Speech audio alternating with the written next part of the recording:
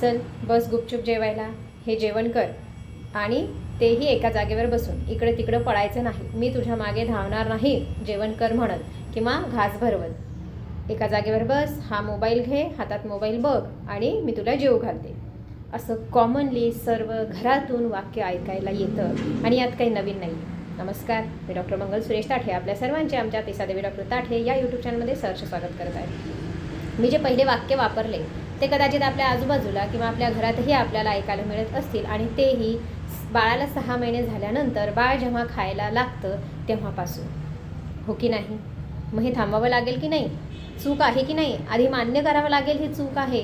कारण 6 महिन्यापर्यंत त्याला जे काही कळत नसतं, स्क्रीन तर कळतच असते आजकाल, कारण व्हिडिओ कॉल म्हणा किंवा गाणे लावणं म्हणा, आईच्या हातामध्ये मोबाईल दिसणं म्हणा किंवा बाळ पोटात असताना आईने वापरलेला मोबाईल म्हणा किंवा बाळाला फीड करताना आई मोबाईल बघते म्हणा. कारण दर 20-20 मिनटाला दर 2-2 घंट्याला जे 20-20 मिनटं आपल्याला फिडिंग करायचं असतं बाळ झाल्यानंतर, आणि आई जर वर्किंग असेल किंवा आईने 9 महिन्यात जर आईने मोबाईल सोडलेला नसेल तर आई बाळाला पाजत मोबाईल बघते. ही सवय इथून बाळाला लागते.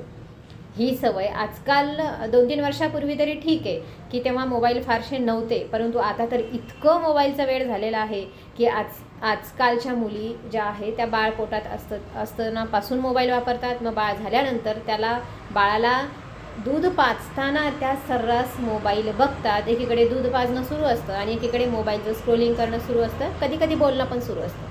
कोण थांबवणार याला? कोणी येऊन थांबवणार नाही. कोणाला एवढं पडलेलं नाही आहे. ह्याचे परिणाम तुम्हाला भविष्यात भोगावे लागणार आहेत हे जाणून घ्या आणि जागरूक व्हा. तुम्हालाच बदलावं लागेल स्वतःला. ही जी सवय आहे तुमची ही किती घातक आहे मुलांसाठी हे आजकाल दिसायला लागलेलं आहे. 7वीची मुलगी, जेव्हा मला एका पेशंटनी सांगितलं की आमच्या एरियामध्ये एका 7वीच्या मुलीने सुसाईड केलं. खरं बघायला गेलं तर हा खूप हाय प्रोफाईल एरिया नाही आहे, मिडल क्लास लोक आहेत आणि फार उच्चभ्रू नाही आहे आणि फार हे पण नाही आहे. ठीक आहे, मग अशा एरियामध्ये असू देत किंवा खूप हाय सोसायटीमध्ये सुद्धा असू देत, हे जे काही प्रमाण वाढत चाललं आहे, सुसाईडचं असू देत किंवा मुलांचं रागा भरणं असू देत, मुलांचा उद्धटपणा असू देत, मुलांचं पालकांपासून दूर होणं असू देत, याला जबाबदार कोण? याला जबाबदार आपणच. पण आधी ते आपण स्वीकारलं पाहिजे की आपली चुकी कुठं होतं आहे. मूल फक्त आई आणि वडील यांच्याकडून शिकत नाही, तर घरातले जे कोणी मेंबर्स आहेत त्या सगळ्यांकडून मुलं शिकत असतं. आई वडील त्याला ओरिएंट असतात, आई वडील त्याचा प्रमुख भाग असतात, आईवडिलांच्या भोवती त्याचं आयुष्य असतं. परंतु आईवडील जसं वागतात बोलतात त्याच पद्धतीने मूल वागत बोलत असतं आणि अनुकरण करत असतं. या अगोदरच्या व्हिडिओमध्ये सुद्धा मी दाखवलं की आपलं वागणं मुलांवर किती प्रभाव टाकतं. आणि जेव्हा एक लहान मुले, आपल्याला काय होतं, आपल्याला कंटाळा येतो, आपण मागे धावू शकत नाहीत, आपण थकतो. मग ती वेळ काय असते? आजकाल असं झाले की कंपल्सरी मुलांना एक मोबाईल देण्यात येतो आणि मूल खाताना अगदी 6 महिन्याचं बाळसुद्धा असं झोपलेलं असतं आणि वरती त्याचं हे करून त्याचा चमच्याने भरवणं असतं आणि जर एका हातात आईच्या मोबाईल असतो आणि एका हातात आईचं जबरदस्तीने चमच्याने भरवणं असतं. जमत नसेल तिला तर कोणीतरी एक हमखास व्यक्ती असतो जे वरतून मोबाईल दाखवतो त्या बाळाला आणि खाली त्या आईचं त्या बाळाला खाऊ घालणं सुरू असतं. यामुळे किती परिणाम होतोय मुलांच्या डायजेस्टिव्ह सिस्टीमवरती, मुलांच्या मानसिकतेवरती लक्षात येते का तुम्हाला? इथून तुम्ही सवय लावताय आणि जेव्हा मूल मोठं होतं तेव्हा म्हणून नाही आम्ही मोठं झाल्यावर सोडून देऊ, आणि मोठं व्हायला लागलं की आपण म्हणू नाही आता बघायचंच नाही. तुम्ही त्याच्यासाठी राक्षस व्हाल की नाही? नक्कीच व्हाल ना. तुम्हाला जी गोष्ट तुम्ही लहानपणापासून त्याला आवर्जून एवढी दिली आणि स्पेशली खाताना दिलेली आहे, जेव्हा सगळे संस्कार खाताना होत असतात, जे तुम्ही खाल त्याच्या पद्धतीनं सगळं रस रक्त मांसमेध अस्थि मज्जा शुक्र, तुमची इम्युनिटी, तुमचं स्टॅबिलिटी, तुमचं जे काही ॲपिरन्स आहे हे सगळं जे बनत असतं, तुमची बौद्धिक क्षमता बनत असते, तेव्हा तुम्ही हा मोबाईल मुलाला देत आहात आणि नंतर अचानकपणे जर तुम्ही तो मोबाईल काढून घेतला तर मूल ॲग्रेसिव्ह होणार नाही का? होईल ना, नक्कीच होईल. फक्त या गोष्टींचा विचार करणं गरजेचं आहे. आपल्या चुका थोड्याशा कुठंतरी आपल्याला स्वीकारून त्याच्यामध्ये बदल आणणं गरजेचं आहे. याला कोणीही काउन्सिलर, याला कोणीही बाहेरची व्यक्ती, याला सायकोलॉजिस्ट किंवा दुसरं कोणीही येऊन तुम्हाला सांगणार नाही. हे तुमचं तुम्हालाच उमगणं गरजेचं आहे. जेव्हा तुम्ही ह्या गोष्टीला ॲडिक्ट होता तेव्हा नकळतपणे तुम्हीसुद्धा ॲडिक्टेड असता हे तुम्हाला स्वीकारावं लागेल. तुम्ही तुमच्या मुलांसमोर किती मोबाईल वापरता हे तुम्हाला बघावं लागेल. तुम्ही तुमच्या मुलांचा अभ्यास घेताना किती मोबाईल बघता, तुम्ही तुमच्या मुलांशी गप्पा मारत असताना किती मोबाईलला महत्त्व देता, उद्या पुढं चालून ते मूलसुद्धा असंच बघणार आहे. आज मुद्दामून मोबाईल हा विषय घेतलेला आहे. कारण जे मूल बघतं किंवा जे मूल आजूबाजूला घडत असतं त्याचंच उद्या पुढे चालून रिफ्लेक्शन आपल्या समोर आपल्याला फेस करावे लागणार आहे. आपल्या मुलांच्या सवयी, आपल्या मुलांच्या अडचणी ह्या सगळ्या आपल्याला आज जे आपण घडवून आणू ते उद्या आपल्याला वेगळ्या पद्धतीने फेस करावं लागणार आहे. नो डाऊट मोबाईल घरात असणारच आहे. आपण सर्वांचे मोबाईल लॉकअपमध्ये ठेवू शकत नाहीत, पण ॲटलिस्ट आपण मूल 2 वर्षाचं होईपर्यंत तरी काही कन्सेंट किंवा काही एक लिखित गोष्टी म्हटलं तरी आपण चालेल. काही गोष्टी नीती नियम आपण पाळले जाणं गरजेचं आहे. म्हणजे मुलांचा अभ्यास सुरू असताना तुम्ही मोबाईल किंवा टी व्ही फार वापरणं योग्य नाही. म्हणजे एकीकडे मुलांना आपण धपाटे देतो, एकीकडे फार ओरडतोय अभ्यास कर अभ्यास कर अभ्यास कर, आणि एकीकडे आपल्या घरातल्या इतर लोकांचं मोबाईल बघणं सुरू आहे, टी व्ही मोठ्या आवाजात सुरू आहे. हे कितपत योग्य आहे? आपल्याला हे जे संस्कार लावायचे किंवा आपल्याला ह्या ज्या गोष्टी मुलांना समजून सांगायच्यात ह्या पहिलेपासून समजून सांगाव्या लागणार आहेत आणि लहानपणापासून यांचा आपल्याला आधार घ्यावा लागणार आहे मुलांना समजून सांगण्यासाठी. मग जेव्हा ह्या गोष्टी हळूहळू घडत जातात, पुढे बाळ जसं मोठं होत जातं तसं काही विशिष्ट गोष्टी त्याच्यामध्ये रुतल्या जातात, त्याला त्या गोष्टी अंगवळणी पडतात. त्याला माहिती असतं की हे मी असं वागल्यानंतर समोरून अशी प्रतिक्रिया येणार आहे आणि मी असं उत्तर देणार आहे. आणि मग तेव्हा आपण मुलाला बदलायला जातो, तेव्हा आपण मुलांच्या काही सवयी म्हणतो की आम्हाला बदलायच्यात. हे तेव्हा शक्य नसतं. आत्तापासूनच आपल्याला त्या बदलणं गरजेचं आहे. आणि रादर जेव्हा तुम्ही प्रेग्नंट असता तिथपासूनच तुम्ही मोबाईलचा किती वापर करावा हे ठरवणं गरजेचं आहे. आजकाल वेगवेगळे क्लासेस घेतल्या जातात जिथे सायबर कसं हँडल करतात किंवा मग घरातल्या लोकांनी किती मोबाईल बघावा, किती वेळ बघावा, मुलांशी कसं वागावं, कसं बोलावं, मोबाईलच्या संदर्भात, स्क्रीनच्या संदर्भात आपल्या घरामध्ये काही नियम असावेत, ह्या सगळ्या गोष्टींची शिकवणी असते आजकाल. हे शिकवल्या जातं आणि त्याच्यामधली गर्दी वाढत चाललेली आहे. कारण आजकाल जे वर्किंग आवर्स आहेत किंवा वर्किंग जे आहेत वर्किंग पॅरेंट्सची संख्या वाढत चालली आहे. आम्ही कॉर्पोरेटमध्ये काम करतो, आम्ही IT क्षेत्रात काम करतो, मग आमच्याकडे वेळ नाही आहे मुलांना द्यायला. आमच्याकडे वेळ नाही तर मग आमचा मुलगा आम्ही नसताना, आमची मुलगी आम्ही नसताना कशामध्ये वेळ घालवतोय हे आम्हाला मुळी माहीतच नसतं. मग आम्हाला मुळी माहीतच नसेल तर मग आम्ही कसं काय त्याला वळण लावणार किंवा कसे संस्कार लावणार, पुढे आम्ही सांगणार काय? ह्या गोष्टी आपल्याला खरंच बघणं गरजेचं आहे की नाही? असं वाटत नाही का तुम्हाला ह्या गोष्टी बघणं गरजेचं आहे? छोट्या छोट्या गोष्टी आहेत ह्या. आपण आपल्या आयुष्यात सगळेजण काय म्हणतो, आम्हाला वेळच नाही.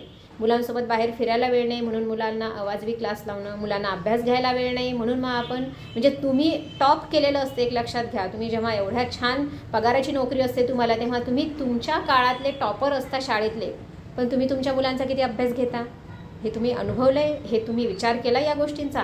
आणि मग हा अभ्यास घेताना मला वेळ नाही म्हणून मग तुम्ही मुलांना ट्युशन लावता. म्हणजे मुलांचा अर्धा वेळ क्लासमध्ये, अर्धा वेळ शाळेमध्ये, ट्युशनमध्ये, एक्स्ट्रा करिक्युलर ॲक्टिव्हिटीजमध्ये असा मुलांचा वेळ पूर्ण गुंतून जातो. तुमच्याशी मुलं किती वेळ संपर्कात आहेत माहिती आहे तुम्हाला? मग हे कधी विचार करणार तुम्ही? तुमचा आणि मुलांचा संपर्क येतो कधी? त्यांच्याशी तुम्ही कम्युनिकेशन करता कधी? हे आजकाल ज्वलंत प्रश्न आहेत पॅरेंट्सचे किंवा मुलांचे, की आमच्या आईबाबांना वेळच नसतो किंवा थकून भागून जर आई वर्किंग असेल, आई आले थकून भागून किंवा बाबा आले बाहेरून, तर अगोदर की मी वर्किंग होतो तिथं मोबाईल अलाउड नव्हता किंवा मी पाहिला नाही मोबाईल, मग मला आता मोबाईल बघू दे, मला व्हॉट्सअप बघू दे, त्याच्यामध्ये काही आलं आहे का? किंवा रात्रीसुद्धा झोपेपर्यंत मला कंटिन्यू अपडेट्स बघणं गरजेचं आहे, कारण ते मला प्रायोरिटी. जशी मुलांची प्रायोरिटी अभ्यास असते, तुम्हाला असं वाटतं मुलांनी सतत अभ्यासामध्ये डोकं घालावं, तशी तुमची प्रायोरिटी काय आहे? तुमची priority mobile, WhatsApp, Facebook, Instagram ही आहे. बघणं गरजेचं आहे, कारण आजकाल बाळ होणं जेवढं अवघड झालेलं आहे त्याच्यापेक्षा जास्त मुलांची पॅरेंटिंग आणि त्यांना सांभाळणं अवघड झालेलं आहे. मुलांना वळण लावणं, संस्कार लावणं अवघड झालेलं आहे आणि हे तथ्य आहे. कारण आपण या चालत्या जगासोबत जेव्हा चालायचा विचार करतो किंवा जेव्हा या टेक्नॉलॉजीसोबत आपण चालायचा विचार करतो, तेव्हा आपण कुठंतरी मुलांना गृहीत धरलेलं असतं की आमच्या आईवडिलांनी आम्हाला असा घडवलं आहे, असा अभ्यास घेतलेला आहे. तुमच्या आईवडिलांच्या वेळेस अभ्यास होता? तुमच्या आईवडिलांच्या वेळेस मोबाईल होता का? हा विचार करणं गरजेचं आहे की नाही? तुम्ही किती मोबाईल बघत होता? तुमच्या वेळेस मोबाईल होता का? तुम्ही किती एकाग्र होता? तुम्ही किती सोशल होता? आणि आज मुलांचं वातावरण काय? जन्मापासून आता बरेच जण काय म्हणतात की लॉकडाऊनमुळे झालं आहे, की लॉकडाऊनमुळे मुलांचं जे ऑनलाईन होतं त्याच्यानंतर मुलांना जास्त सवय लावल्या मोबाईलच्या. परंतु लॉकडाऊनमधल्या आधीपासूनसुद्धा मुलं मोबाईल बघायचे. आता प्रमाण वाढलेलं आहे. लॉकडाऊन नंतर शाळांमध्ये ऑनलाईन फारसं काही नाही आहे. शाळा तर फिजिकलच होत आहेत, मग तुमचं मूल कुठे मोबाईल जास्त बघत आहे, तुम्ही कुठं मोबाईल जास्त बघत आहे, तुमचं मूल तुमचं किती अनुकरण करते, ह्या गोष्टी बघणं गरजेचं नाही आहे का? कारण मी आधी पण व्हिडिओ सांगितलेला आहे की साईड इफेक्ट्स किती होतात मुलांच्या जीवनामध्ये आपण मोबाईल बघितल्याचे किंवा मुलांनी मोबाईल बघितल्याचे, आणि ह्याचा परिणाम त्यांच्या भवितव्यावर होतो, भविष्यावर होतो. 7वीला असणारी मुलगी तिने सुसाईड करावं मोबाईल हातातून घेतला म्हणून. हे किती दयनीय आहे, आपल्याला कुठेतरी विचार करावा लागेल की नाही. आपल्या मुलांच्या मनामध्ये कुठेतरी खोलवर जाऊन आपल्याला त्यांच्याशी संवाद साधावा लागेल. संवाद नाही तर सुसंवाद साधावा लागेल असं मला वाटतं. आणि हे जर तुम्हाला पटत असेल तर नक्कीच ही छोटीशी गोष्ट विचार करा की मुलांना किती तुम्हाला क्लासेसमध्ये गुंतवायचं आहे, मुलांना किती बाहेरच्या परिस्थितीमध्ये गुंतवायचं आहे, आणि मुलांना किती तुमच्या संवादामध्ये, तुमच्या इमोशन्समध्ये गुंतवायचं आहे. 2 पद्धती असतात. एक तर हा अभ्यास कर अभ्यास कर अभ्यास कर, सतत मागे लागणे, किंवा दुसरी पद्धत म्हणजे तू तुझं काही कर, आम्हाला काही घेणं देणं नाही, तुला सगळं आम्ही अवेलेबल करून दिलेले आहे, बुक्स आहेत, ट्युशन्स आहेत, चांगली शाळा आहे, खूप सारी भरमसाठ फीस आहे, तू तुझं मॅनेज कर. ह्या दोन्ही खूप जास्त टोकाच्या भूमिका आहेत. आणि कुठेतरी आपल्याला याचं एक मध्य साधून आपल्याला मुलांशी संवाद साधणं गरजेचे. मी आधी पण म्हटले की संवादापेक्षा सुसंवाद साधणं गरजेचं आहे आपल्याला आपल्या मुलांसोबत. कारण आपला कुठेतरी हा संवाद हरवत चाललेला आहे, याची जागा मोबाईलने घेतलेले. सकाळी उठल्यानंतर पण मोबाईल. आजकाल कितीतरी आया आहेत, मुलांच्या डोक्यावर हात असतो, झोपू घालतात आणि एकीकडे मोबाईलचं स्क्रोलिंग सुरू असतं. एक लक्षात घ्या, मुलांच्या जीवनात सर्वात जर घातक काही असेल तर रील्स बघणं. इमोशन्स तुम्ही विचारात घ्या. मुलं आजकाल किती इमोशन्स फटाफट चेंज करताय. कशामुळे चेंज करताय? तुम्ही रील्स बघताय, मध्येच सुखाची असते, मध्येच कोणीतरी हसतं, मध्येच कोणीतरी रडतं, मध्येच काहीतरी विचित्र होतं, आणि ते रील्स कंटिन्यू जेव्हा मुलं बघताय तेव्हा ते 5-7 सेकंदसुद्धा मुलं बघू शकत नाहीत. तर जी ब्रेनमध्ये त्यांच्या मॅपिंग होते किंवा ब्रेनमध्ये त्यांच्या फ्लक्च्युएशन होते इमोशन्सचं, ते त्यांना कंट्रोल करता येत नाही आहे. हे आपल्याला बघणं गरजेचं आहे. का कंट्रोल करता येत नाही आहे? कारण आपण त्यांना जे देतोय आयतं रील्स बघण्याचं साधन, आणि ते जे कंटिन्यू जे बघतायत त्याच्यामुळे त्यांना इमोशन्स हँडलिंगचा जो त्यांचा डाटा आहे ब्रेनमधला तो कमकुवत होत चाललेला आहे. कारण त्यांना एका याच्यावर स्टेबल होता येत नाही आहे, पेशन्स राहिला नाही आहे मुलांच्या वागण्या बोलण्यामध्ये. हा पेशन्स न राहिल्यामुळे त्यांचं जे फ्लक्च्युएशन होतं आहे किंवा त्यांचं जे इमोशन्समध्ये त्यांना स्वतःलाच कळत नाही हे कसं हँडल करावं. आणि आपण सुद्धा बरेचदा गुंतून जातो, अक्षरशः तास जातात रील्स बघण्यामध्ये. हे तेवढंच खरं आहे. सकाळी उठल्यापासून जे सुरू होतं ते बरेचदा दिवसांमध्ये तर दिवसभरातून अनेक तास जातात. आणि आजकाल याच्यासाठी हे ॲडिक्शन दूर करण्यासाठी क्लासेस आहेत. म्हणजे जे तुम्हाला चहाचं किंवा इतर कुठल्याही तंबाखू, दारू, सिगारेट ह्याचं जेवढं व्यसन तुमच्या शरीराला घातक आहे त्याच्यापेक्षा कैक पटीनं घातक तुमचं मोबाईलचं ॲडिक्शन आहे. कारण तुमचं मोबाईलचं ॲडिक्शन हे तुमच्या पुढच्या पिढीला बिघडवणार आहे. कारण तुमच्याकडे बघून मूल शिकत आहे. पटतंय ना? नक्कीच पटेल. खूप साऱ्या जणींचा प्रश्न होता कसं हँडल करावं, काय करावं. एकच सांगेल, स्वतःमध्ये अंतर्मुख होऊन बघा. तुम्ही किती मोबाईल बघताय ते बघा. मी अजिबातच असं म्हणत नाही आहे की तुम्ही अगदी मोबाईल सोडूनच द्या, टेक्नॉलॉजीचा वापरच नका करू. पण कसा करायचा, किती करायचा, फक्त आधी ॲक्सेप्ट करा की तुम्ही किती जास्त बघताय. एकदा ती ॲक्सेप्टन्स आली तुमच्यामध्ये, एकदा ते तुम्ही ॲक्सेप्ट करायला लागलात की तुम्हाला पुढे कळेल की याच्यामधून मार्ग कसा काढायचा. मी किती स्टेबल होणं गरजेचं आहे, माझ्यामध्ये किती संयम हवा, मी माझ्या मुलांना कसं घडवू शकेल. गरज नसताना खूप सारे क्लासेस, खूप सारे ट्युशन्स लावू नका. तुम्ही खूप हुशार आहात, तुम्ही घेऊ शकता तुमच्या मुलांचा अभ्यास. याच्यावरती विश्वास ठेवा ना. तुम्ही चांगल्या शाळेत घातलं आहे, त्यांना जाऊन बघा त्यांच्या किती कन्सेप्ट क्लिअर आहेत, किती नाही आहेत, मागच्या वर्षीचं किती त्यांच्यामध्ये इम्प्रूव्हमेंट आहे. ट्युशन लावली आहे तर ट्युशनमुळे किती इम्प्रूव्हमेंट आहे. जर गरज नसेल तर मी तर आवर्जून सांगेल ट्युशन लावू नका. तुम्ही खूप हुशार आहात, मी हे वारंवार सांगते.